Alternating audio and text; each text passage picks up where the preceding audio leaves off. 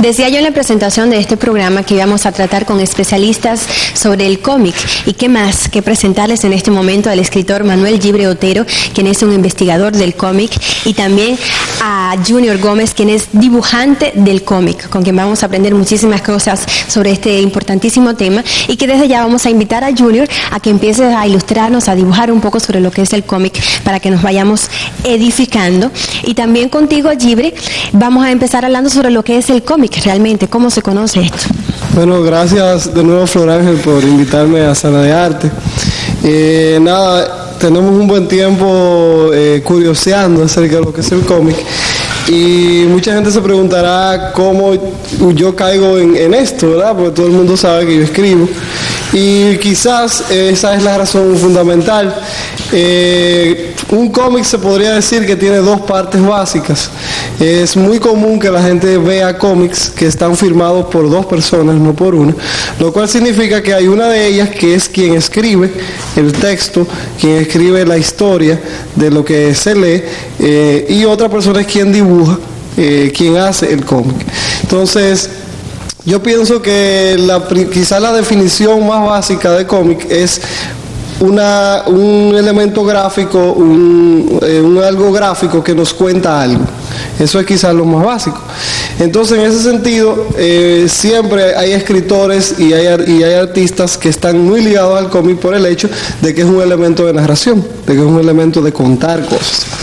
El cómic básicamente es eso, es tomar algo que decir, una historia, y dibujarla. Ese niño amarillo, de Yellow Kid, tiene un dato muy curioso para la gente de los medios de comunicación, y es que ese periódico en el que se encontraba, que se llamaba The New York Sunday World, era un periódico muy sensacionalista, y ellos querían impactar con el color y hacían un suplemento los domingos amarillo, con tinta amarilla. De ahí es que viene la famosa expresión periodismo amarillo, para significar a los periódicos sensacionalistas, de que esta gente ponía esto en color amarillo. Además, este Yellow Kid era un personaje terrible, era un personaje muy crítico, muy ácido, y era igualito al Cocolizo de Popeye. Era el Cocolizo de Popeye con la bata, el vestidito amarillo. Posteriormente a eso, ya si nosotros hacemos un paseo por la historia del cómic, de lo que ha sido el cómic primero empieza contando, vamos a decir, humor. Empieza muy en lo que sería la caricatura, satirizando, tomando situaciones de la vida real y satirizándolas. Muy por ahí empieza el cómic, basándose, vamos a decir, en elementos de humor, en hacer reír a la gente, en base a ridiculizar cosas, que es lo que podríamos llamar caricatura, para tener un poco de diferencia. Posteriormente a eso, incluso la palabra cómic viene mucho de que en inglés, como empieza así mucho en humor, en inglés adopta el nombre de cómic, por el asunto del humor. De esa época se recuerda a Popeye. Popeye es uno de los primeros cómics, para la gente que no lo sabe, y fue de un señor apellido Segar, que es de los pioneros del cómic. El cómic también ha sufrido muchos nombres por los países en que pasa, aunque hay que reconocer que básicamente el cómic se ha desarrollado como cultura de masa en los Estados Unidos. Pero países como España tienen una tradición muy grande de cómics. Trata de meter al lector en una secuencia de eventos que para la gente podríamos asociar con la película Indiana Jones. O sea, es una secuencia de eventos que no cae, que va creándote un suspenso, una emoción. Entonces eso era mucho en los 30 el cómic de aventura. Posteriormente a eso se podría decir que pasó a la época del héroe o del superhéroe. Héroe y aventura no es exactamente lo mismo. Ahora estamos haciendo como un recorrido rápido, pero hay muchas reglas, esto está todo muy bien reglamentado, hay mucho orden. Y en este caso ya viene la época del superhéroe, donde ya tenemos a Superman, que como dice un amigo mío, la característica principal de la época del héroe es que tiene una doble personalidad.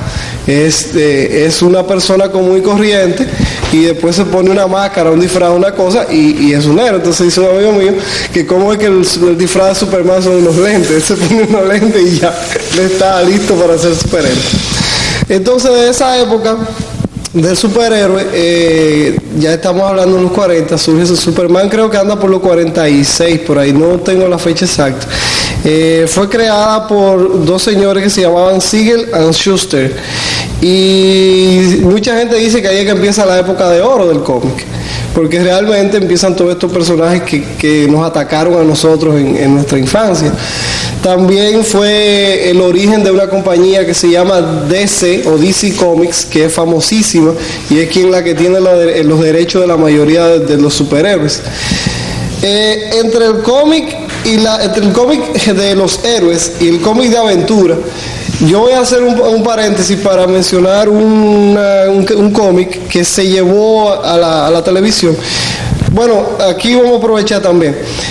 Un cartoon, lo que la gente le dice cartoon, lo que la gente le dice dibujo animado, no es más que agarrar, es una película de dibujo animado. No necesariamente un cómic tiene que ser cartoon y viceversa. Eso es un error muy común. Lo que pasa es que como esto es una cosa de consumo, de cultura en general, que se vuelve masificante, pues se explota por todos los medios. Recientemente hemos visto cómo también el cómic saltó al cine, que a lo largo de la historia siempre uno que otro cómic llevaba al cine, pero no como en los últimos años, que ha habido una verdadera saga de películas, de cómics que llevados al cine. Entonces, un dibujo animado de un cómic sería un cartoon. Pero hay dibujos animados que nunca han tenido un cómic, sino que lo contrario, después que el dibujo animado sale y tiene éxito, entonces le hacen un cómic. Básicamente el cómic es un librito, lo que aquí le decimos paquito. La gente decía paquito, es un librito impreso. Eso es el cómic. Y después, una tira que sale en un periódico, una revista, es algo impreso. ¿Puede considerarse el cómic como una forma de arte? Y si es así, ¿por qué? Bueno, precisamente te iba a comentar de eso. En ese intermedio entre la aventura y el héroe hay el surgimiento de una tira cómica que se llama Tintín. Hoy en día se puede ver casi a diario en Cartoon Network la versión de muñequito ya de dibujo animado. Tintín es la creación de un señor que se llama Hergé y es belga, que también los belgas han hecho muy buenos cómics. Entonces Tintín empieza a limpiar el cómic. O sea, este señor... ¿Limpiarlo en qué sentido? Empieza ya a estilar unas líneas más definidas, a un dibujo de más calidad, a introducir elementos como más reales, a tener una narración más consistente. O sea, una caricatura de Tintín realmente se puede llevar a cartoon o a película con muchísima facilidad. Entonces, en ese sentido, realmente, quizás sería muy arriesgado decir así de golpe y porrazo, sí, el cómic es arte. Yo pienso que tiene muchos elementos para poder considerarlo una forma de arte, porque implica, como te decía, un proceso creativo de un creador, de un artista que piensa una historia, que se inventa cosas, que crea un mundo entero de fantasía, y tiene el talento, vamos a decir, plástico de un dibujante, de un realizador, que es quien le da vida a todo eso. Entonces, si a eso vamos, podríamos decir que es una forma de arte. Quizá donde sea cuestionable es en el punto de que eso se vuelve un elemento de masas y un elemento de consumo. Entonces ya ahí como que ya no es mucho lo que se puede hablar de arte, pero yo creo que la creación como tal sí es un proceso muy artístico.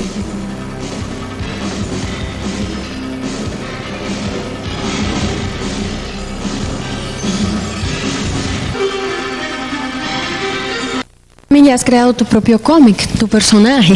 ¿En qué consiste? ¿Cuál es el nombre de este personaje? Bueno, yo hice varios intentos. Yo hice un intento primero de crear una tira que se llamaba Los Pequeños Detalles, que era una tira donde se señalaban situaciones jocosas, cómicas, que le iban pasando a un señor que era una especie así como de personaje típico de nuestra ciudad, o sea, un individuo joven que es así algo como un chiripero, que anda con su gorrita y su jean y su bota y su cosa, y anda por la calle. Entonces le iban pasando cosas curiosas. Eso es el tipo de cómic que sería un strip o una tira que uno ve en los periódicos y eso.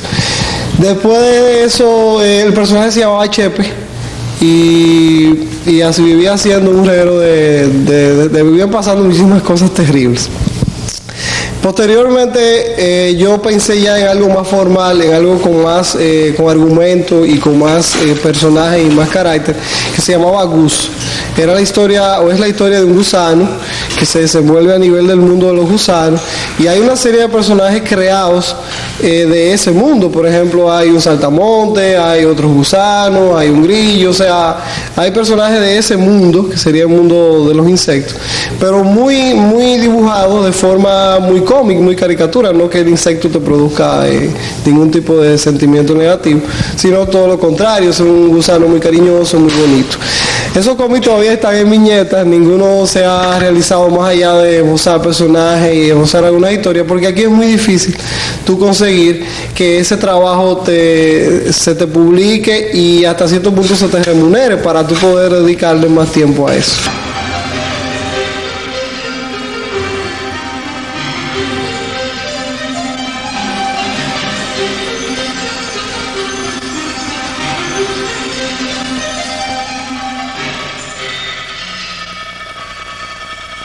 ¿Cuáles cómics son los que te han influenciado a ti, son los que te han hecho ser cada día mejor, investigar y dar lo mejor de ti dentro del cómic?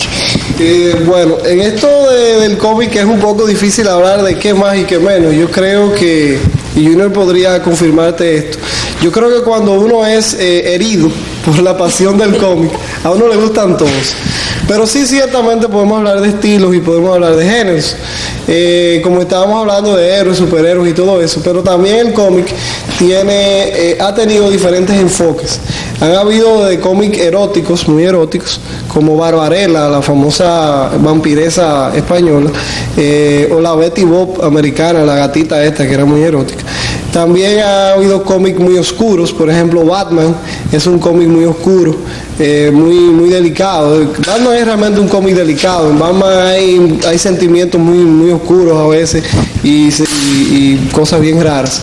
Y también hay cómics muy filosóficos, muy elevados, muy profundos, como el Peanuts o el Rabanitos, también el Carlitos, del famoso Schul, que como te decía, de cierto carácter filosófico, como es el caso de Mafalda, la Mafalda de Quino, como es el caso del Rabanitos, o del Peanuts, y algunos cómics que tienen mucho de humor, pero basado como en una filosofía de vida, como es el caso de los Melaza.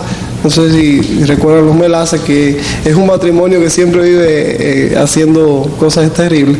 Entonces por ahí va la cosa, porque son cómics que realmente revelan una genialidad de las personas que están detrás. Revelan una investigación tremenda de la vida, de las situaciones, y también hay un dibujo muy depurado, muy acabado. A nivel internacional, ¿cuáles son los países que llevan la delantera en la tarea del cómic? Bueno, obviamente yo pienso que como masificación, Estados Unidos no hay quien le gane. Ellos realmente se gastan una fortuna en esto, y por más que uno quiera, ellos son los dueños de este negocio. Ahí es que está el dinero, y los mejores dibujantes van para allá, los mejores creadores van para allá, y tú tienes imperios como la DC, como la Marvel, que te agarran todos estos talentos, y si no los crean, ellos lo distribuyen. Por ejemplo, el caso de los cómics de otros países, ellos lo distribuyen. Entonces también está Francia, como te decía, hay un caso muy curioso con Francia. Después de esto del héroe, vino la época de la ciencia ficción, de la fantasía, y ya empezaron los cómics que tenían que ver con el espacio, con los marcianos y con todo eso, que también es un mundo entero aparte. y Alemania, que tienen también una tradición buenísima. De Alemania uno recuerda cómics como Asterix, el famoso galo que vivía en 20.000 aventuras. De España están los cómics como DDT, Mortadelo y Filemón, Goomer, que son la delicia, yo creo, de todo el mundo. Y en Francia hay un caso muy especial. Hacia el 1970, por ahí, un grupo de dibujantes franceses se juntan y hacen un cómic, hacen una revista, se llamaba Los Humanoides Metálicos o algo por el estilo, en francés. Y esa revista posteriormente, como te decía, era tan buena y de tanta calidad que los norteamericanos se adueñan de ella y pasa a los Estados Unidos como heavy metal, como la famosa revista Heavy Metal.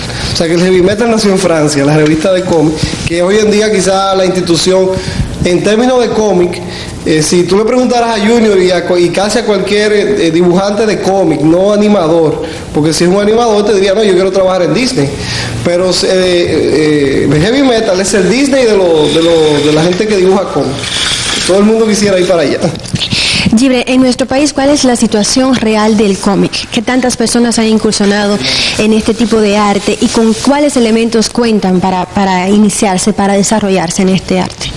Bueno, aquí han habido varios intentos. Básicamente empiezan como caricaturas. Son gente que ilustran, son caricaturistas o ilustradores de periódicos. Y esa gente lo que hace es que en determinado momento decide, al margen de su trabajo en el periódico, crear una caricatura o una animación. En ese caso se han creado intentos de este muchacho de Aredebo, de Fernelli Lebrón y quién más, que lo que han hecho son strips, han hecho tiras que tratan situaciones o cosas generalmente de los dominicanos en términos generales, pero realmente yo pienso que no tenemos una decisión real de hacer cómic ni tampoco recursos, porque requiere, como yo te decía ahorita, incentivo para la publicación y también requiere que se te apoye para que se pueda dedicar a esa labor.